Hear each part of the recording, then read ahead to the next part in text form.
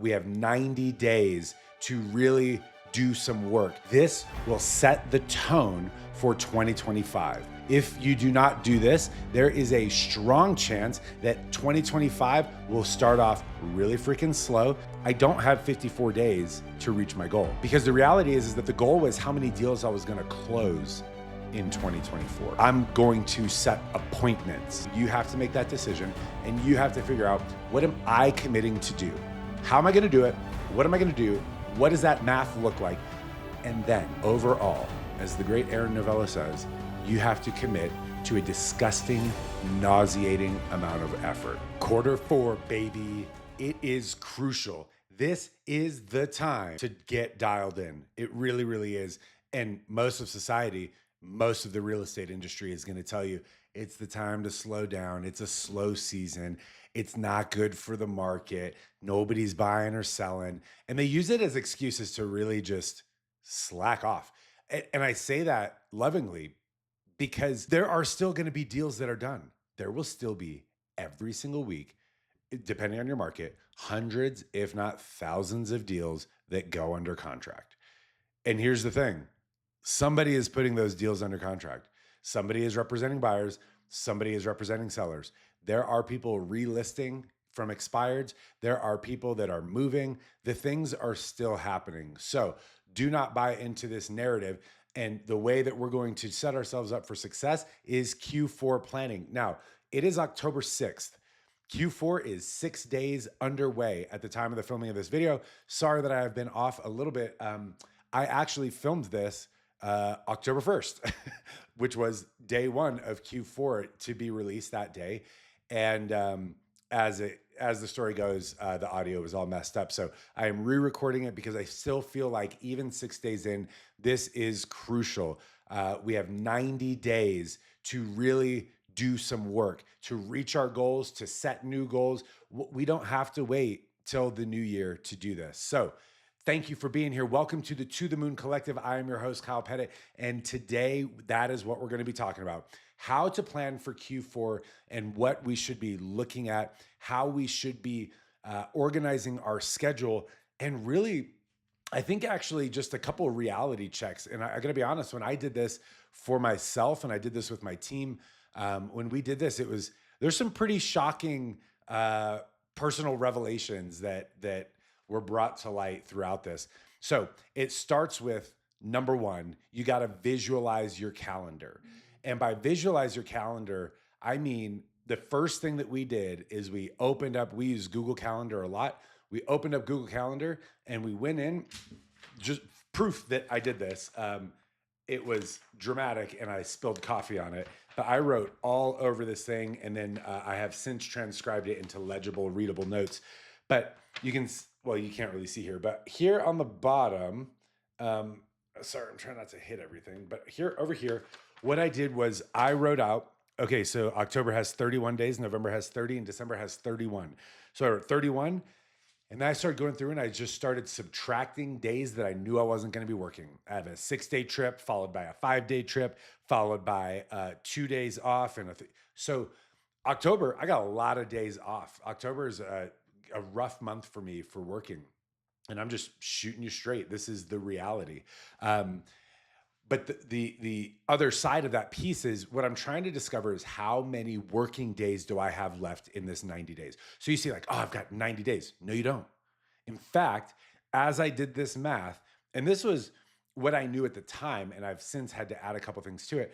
When I did this math, I had 54 days remaining in the year. 54. That's like 60% of the days left. And now 6 days have gone by.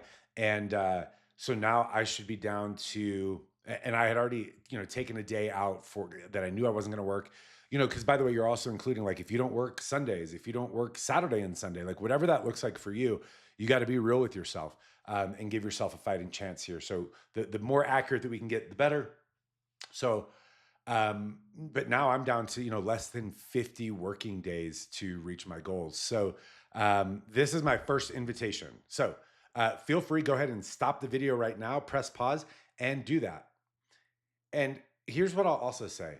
One of the things that I had to do is after I did this as a team, I had to come home, and me and my wife got together, and we had to compare calendars. So we don't have a shared calendar, but through our Gmails, it's like I have my email and she has her email. We make sure to put everything in the calendar, like even her individual, like she's going climbing or she's going, on a dinner date with a girlfriend or whatever. We put that stuff in the calendar because for us, if it's not in the calendar, it doesn't exist.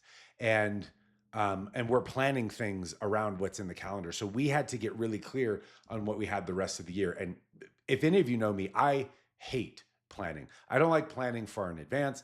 I don't like pushing stuff way out because, like, what if something else cool comes up?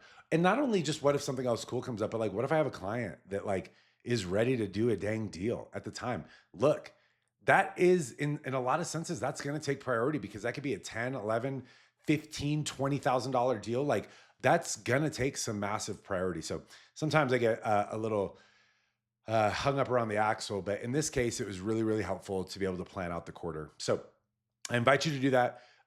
Coordinate with your spouse, your partner, whoever it is that's important in your life.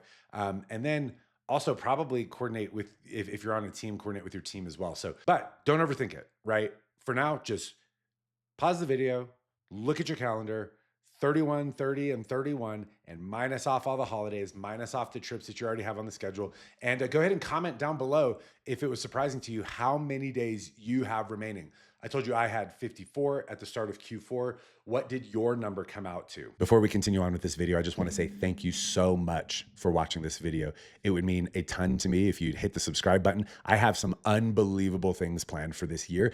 This YouTube channel is going to grow and it's going to be insane. The To The Moon Collective, we've got a lot in store. Please hit the subscribe button. And if you have any interest or questions about Real Broker, that is where I am employed, I would love to chat with you about it. Shoot me a DM, hit the Calendly link below, and we can hop on a call. I would love to sponsor you into this company and help you get off the ground and get to the moon with your business. Back to the episode. Okay, so then this leads us into number two. Number two is really important because it is taking an accurate assessment of what our goal was for the year and where we are. By the way, if you don't know where you are, that's also a freaking problem. So I encourage you, I invite you over this next year to just do a little bit better job of keeping up to date on where you are. So some people like to set income goals and some people like to set volume goals.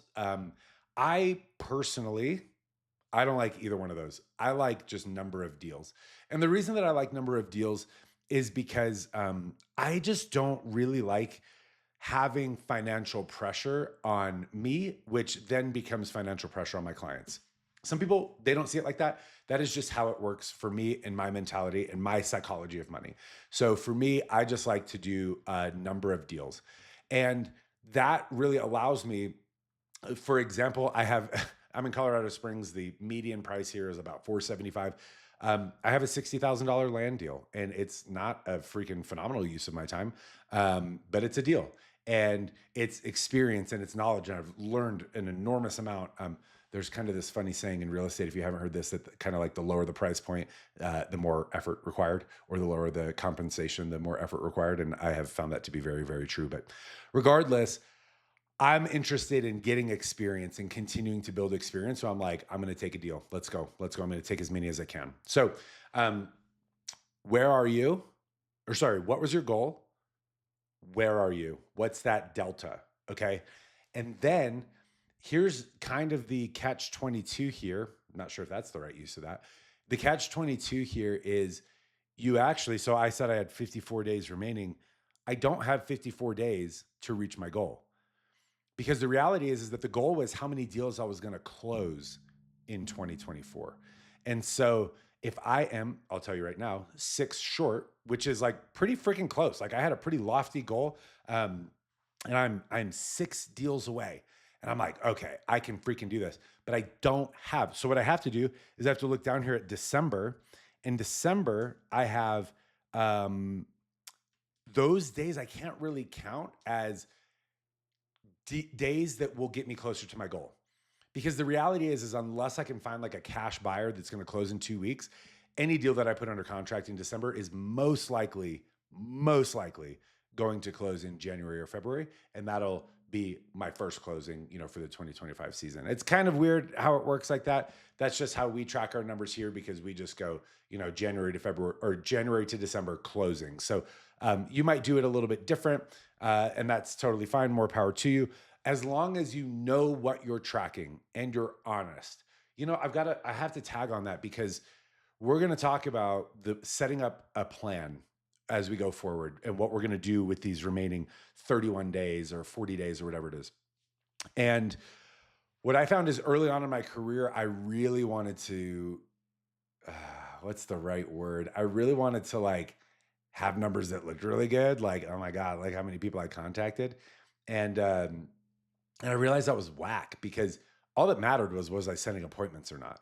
And so I felt good because oh, well, I talked to a bunch of people, but I wasn't actually trying to close. I wasn't trying to get an appointment. And so when I made the mind shift that I was like, I'm going to set appointments, that changed the game for me. It changed my focus. It changed my conversations. I still had really good conversations with people, but it was like, what am I going to ask this person? And if I don't have a good question to ask them, then I don't need to talk to them, really. Or I can just spend a lot less time talking to them. But I'm focused on setting appointments so that I can do some deals. Go ahead and pause the video here. Write down on your piece of paper, where am I and what was my goal and what's that delta? And really, I would say you really kind of need to add up October and November and put those two numbers together. And that's really the amount of time that you have left to potentially get this goal. So, however that looks for you, go for it. But now let me tell you something even more dramatic. Being six deals away sounds like pretty close, right? It's like, oh man. And so then if I end up 3 away, it's like, oh dang, dude, I was really close. I almost hit my goal, but I didn't. Well, I heard Alex Hormozy back in the day talk about kind of this concept of everybody wants to make $1 million. And it's like, well, how much? He's kind of alluding to the fact that when people are like, oh, I can't afford, this mastermind or this masterclass or this convention or whatever. And he kind of lays out this principle, and I didn't understand it until I did this activity, to be honest. And it was like, well, how much do you make a year? 100,000. Okay, great. So it's costing you $900,000 a year to not know how to make $1 million. And I was like, it's a little bit of a stretch, but okay, I get it. So I kind of understand, kind of where he's coming from. But when I did this thing, I realized, okay, I'm 6 deals away, and maybe I end up at 2 away or 3 away. But then what I did is I decided, I was like, I need to add a value, a numerical monetary value to the number of deals that I'm missing. So if this is just totally made up here, but if your average commission size is $5,000 and you're 6 short, that is $30,000 short. That hits a lot harder than just saying, oh, I was within 6. Or if it's 3, that's that's $15,000 short, right? And then you take it a step further. So you need to know what kind of your average compensation is, your average commission. And then you need to multiply that by the amount of deals that you're lacking. If that does not kick you in the butt, then doing this extra step will. And that is assign what that money is going to be used for. I want to renovate my bathroom. I want to update my kitchen. I want to buy a new truck. I need a down payment for an investment property. I was trying to plan a trip with my wife to go to Switzerland. We were trying to buy new skis this year. Whatever it is, you need to look at what your goals were, right? So we should be in this level of detail, by the way. You need to look at what those goals were and be like, man, if I'm $15,000 short this year, that actually comes out to me not being able to take this trip. And so there are some schools of thought that will encourage you to set the goal, book the trip, and then work like hell because you've already booked it and you've already basically spent that money. If you're comfortable doing that, you go, Glenn Coco, if you need that type of kick in the butt. For me, just seeing how much I'm missing with those 6 deals at my average commission, that is enough to make me not want to waste any time. And I need it visual, because by the way, I'm also susceptible. The flesh is weak. I'm weak sometimes. So things that I would encourage you to do, the vision board is really powerful. Even more so, like if it's you want to buy a new truck, go test drive that thing. Go rent it on Turo and drive it for a day or two, while you're still just doing work, and get in it and feel it and visualize and be a part of it. If you're trying to like go on a trip, or you're trying to update your kitchen or something like that, go to the store and look at the materials, look at the cabinets, look at the flooring, whatever it is, and really make it a part of your life and materialize it, because then it becomes that much more real to you, and you will be inspired to bust your butt for the time that we have left. Okay, now what is super important is, now that you know how many deals you're lacking, now you have to decide, what am I going to do? Like, and it really helps to kind of know where your deals have come from thus far, so that you can, I don't know, do more of that.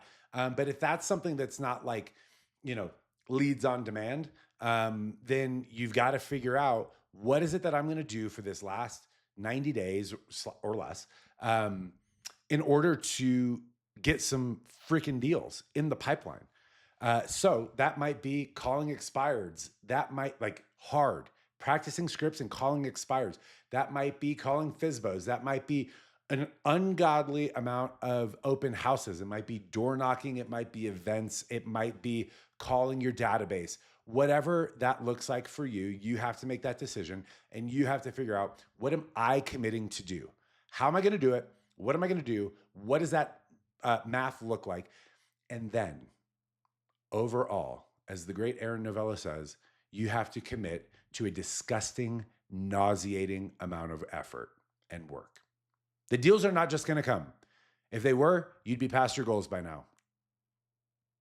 This is to me too. Like, I'm not trying to preach at you. Like, I'm saying this because it's helping cement it in my head as well. But I also have to commit to the activities that are going to get me to my goals. And if I don't do this activity, what'll happen is I will distract myself with bullshit work for the next 90 days.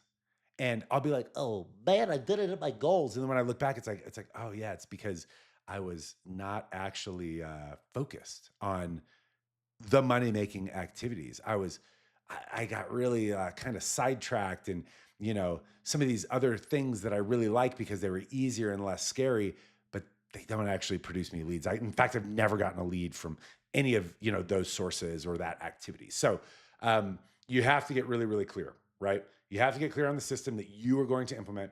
And a lot of people are really big fans of time blocking. I am, to an extent. I don't love time blocking because it's just not my style. But there is a little bit that it's like understanding what my schedule is going to look like and then protecting it.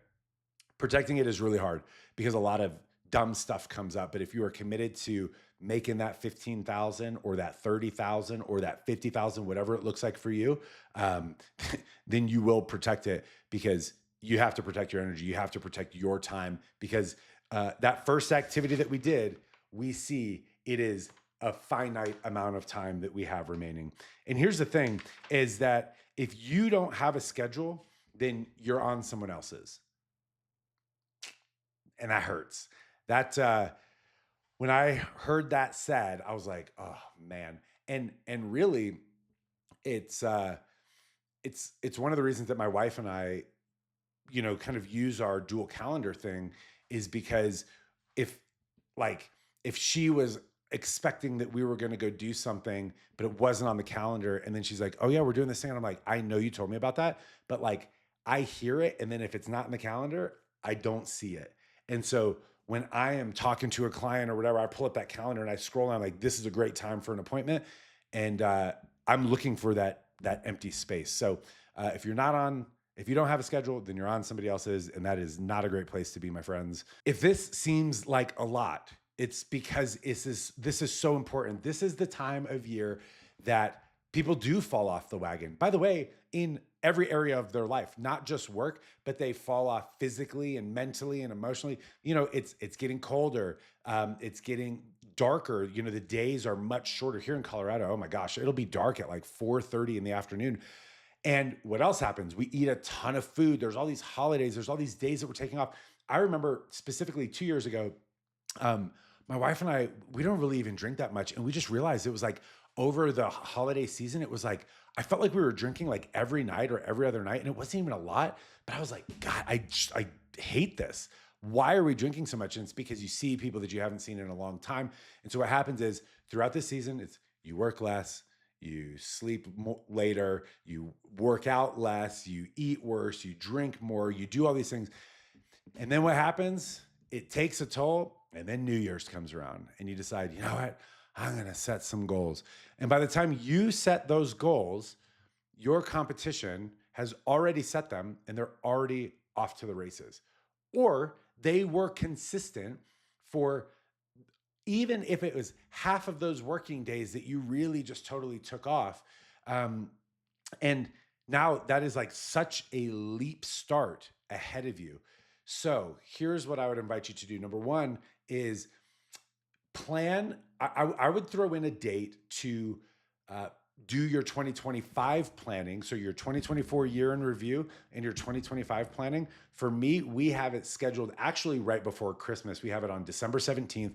It is December 19th. It's in our calendar, and it is so that we can prepare for the 2025 season. Another thing, well, think of it like this. A cruise ship, this big behemoth of a monster, spends the most energy when it is coming in and out of port, right? When it is at a dead stop and it's got to get those engines rolling and move that bajillion ton machine out of the port really slowly, turning, stuff like that. Once it's at sea, it's got momentum and it's rolling. But what happens in the holiday season, why this is so important, is because what I'm doing is like I'm identifying where all the stops are on my cruise. I know that I've got a 3-day trip here. I know that I have a 2-day trip here. And something really, really important about that is, I can plan to get ahead, right? So if I know that I need to make a certain number of dials or set a certain number of appointments, I need to get ahead. I can't rely on like, I'll do it next week because like next week's never promised, I guess. The other thing that I would really invite you to do is I think something really important that we can take time for is identifying some problems in the business, right? Your personal business. And I'll give you an example. Maybe it's your accounting, right? And you can set time during that period where it's kind of like gonna piss people off if you're calling them or knocking on their doors. So like, I don't know, the day after Christmas or the day after Thanksgiving, right? Like you could definitely be working and dedicating some time to be working. And maybe that's an opportunity to work on the business. So that could be your accounting. I'll give you one of my goals is before December 31st to have my finances and taxes done, because every year I am late and it is a pain and it's stressful. And this year I'm like, no, I'm going to have this done by the new year so that the first opportunity that I have to turn them into my CPA, boom, it's gone, it's done. One that is a really big focus for our team is we transitioned over to a new CRM this year, and the CRM has kind of been kicking our butts. We know it's super powerful, but it's not really intuitive, and it's got a lot of powerful functions that we just don't know how to use yet. So that is a great opportunity. We've committed to watching some YouTube videos and organizing and practicing and using the actual system so that we can set some really good systems up rolling into 2025. So what does that look like for you? I don't know. But if you already know, write it down and drop it down in the comments, because accountability, I think, it's just something that's really helpful and really powerful. All right, guys, we're going to wrap up with this. Why is this so important? Because this will set the tone for 2025. If you do not do this, there is a strong chance that 2025 will start off really freaking slow. And while I am rolling, or while your competition is out there rolling and picking up deals early because they prepared and they kept some momentum, there's a strong chance that if you don't do this, you come back and maybe January 3rd or 4th or 5th, you're back in the office, and then you catch up, and then you're chatting to people, and then you're like, all right, I need to do my planning. And then you plan for January 12th, And then you're like, okay, now I know what I'm doing. And then you got to get over all the Akko taco-ness. And you're like, oh man, I got to knock the rust off and do all this stuff. And by that point, it's January 30th before you really start working, right? Whereas you could just keep some momentum rolling. We want to accomplish our goals for 2024. That's the primary focus. But we also want to set ourselves up for that Q1, which will make for an even more powerful Q2. This is how we generate momentum and generate business consistently. And we don't ride these like big freaking waves up and down. It's the same thing as if you go to the gym. If you just if you stop lifting, running, working out, stretching, yoga, whatever it is, and you just eat like crap and you just do that for the next 90 days, then yeah, January 1st is going to be really hard and you're going to be even more likely to not come through with your New Year's resolution. So a better strategy is to be deliberate. A better strategy is to be intentional about how we use these next 90 days. I want me, we want to take our businesses to the moon. This is how we're going to do it, by being deliberate with Q4, by tracking our numbers, by knowing where we are, by knowing what we're lacking, by knowing the monetary value associated, and getting real and getting to work. To the moon, baby. Let's go.